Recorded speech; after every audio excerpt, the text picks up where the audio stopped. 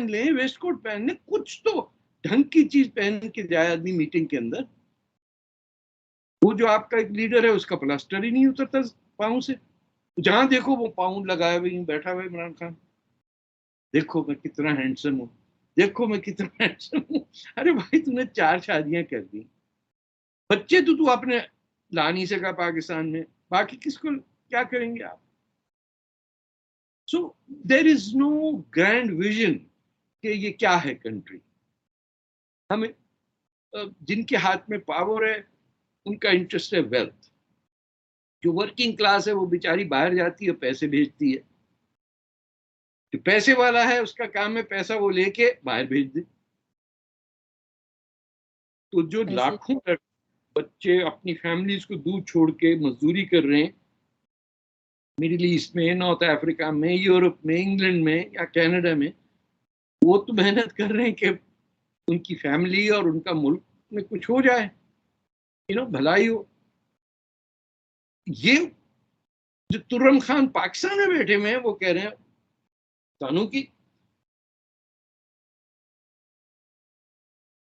खुद ही रिटायर हो जाएंगे फौज से या सिविल सर्विस से और जमीनें मिल जाएंगी।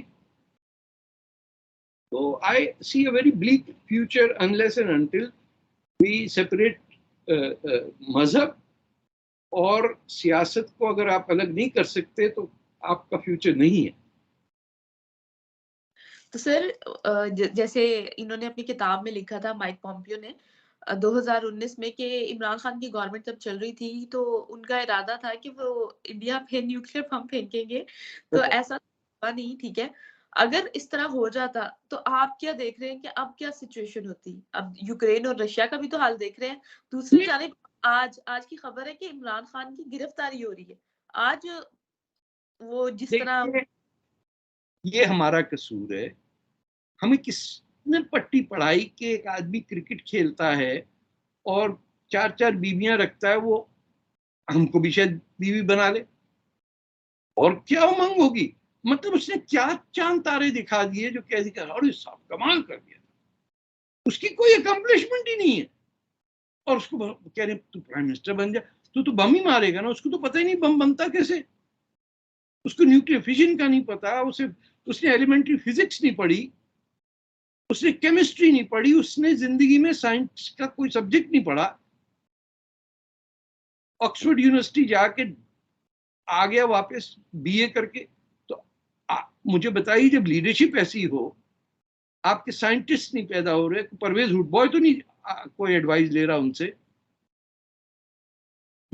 बड़े समझदार लोग हैं, नजम सेठी हैं, अभी उनको क्रिकेट में मैं समझता हूँ इस टाइप के लोगों को जो सोचने वाले हैं, चाहे हमें बुरे भी लगे, चाहे वो जमात इस्लामी से हों, एथियस्ट हों, पारसी हों, जो भी हों, शिया हों, सुन्नी हों, जो जो इंटेलेक्चुअली सोचता है उसकी सुने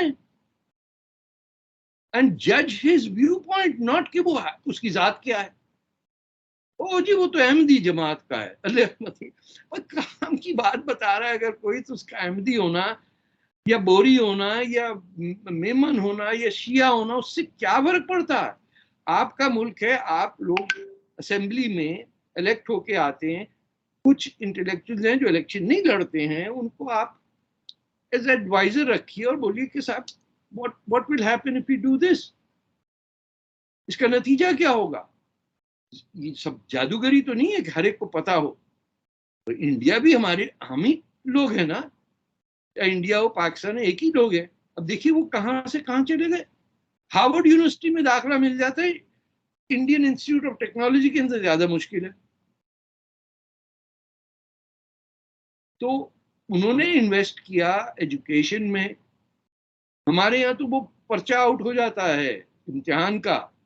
मैंने तो सुना है कि वो लाउड स्पीकर में जवाब भी बाहर से लोग डिक्टेट करा रहे होते।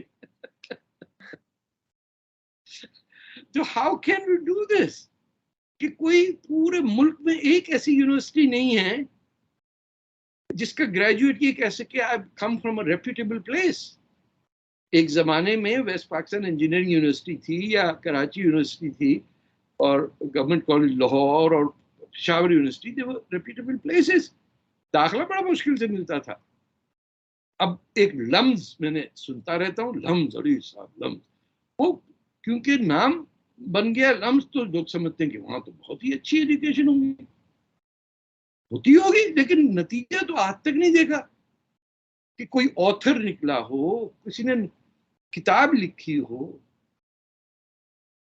उसी इंडिया से सलमान रुश्दी भी निकलते हैं, उसी इंडिया से आप बताइए पॉलिटिशियन भी, नरेंद्र मोदी भी निकलते हैं।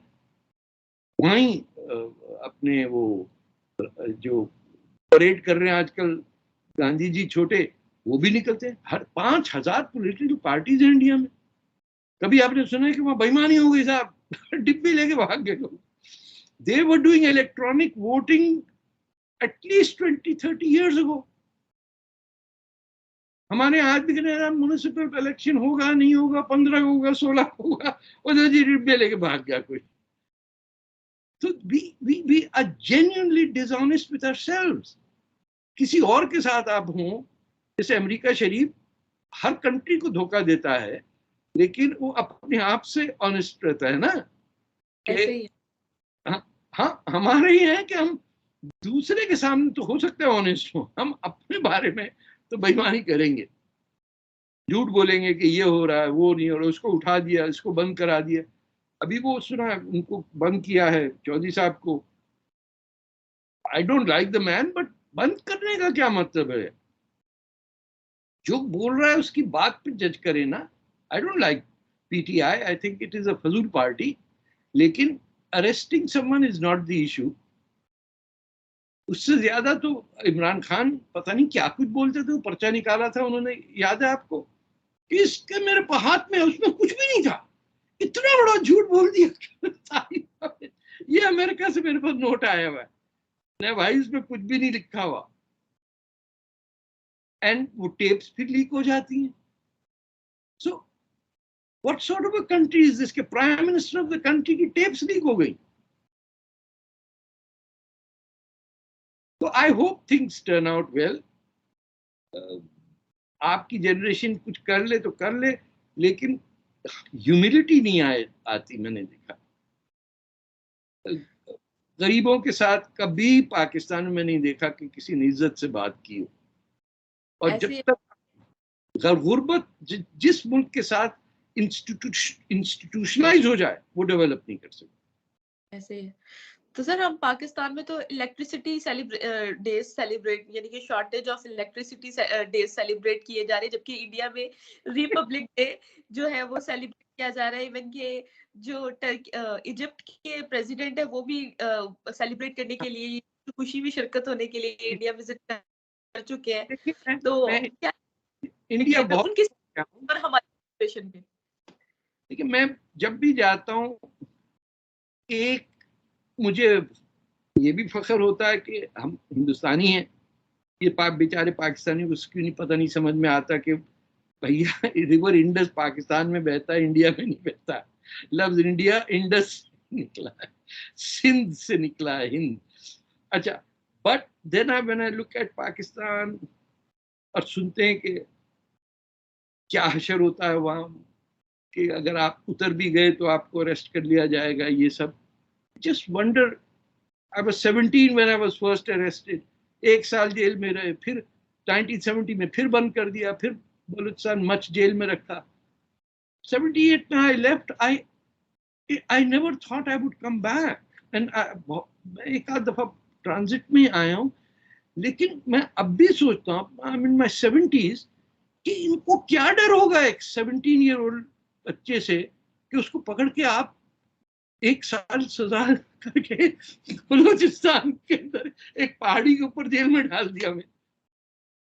वो जो मेरे साथ थे वो भी यहीं रहते हैं कनाडा में। मैं उससे, हम बैठे थे दोनों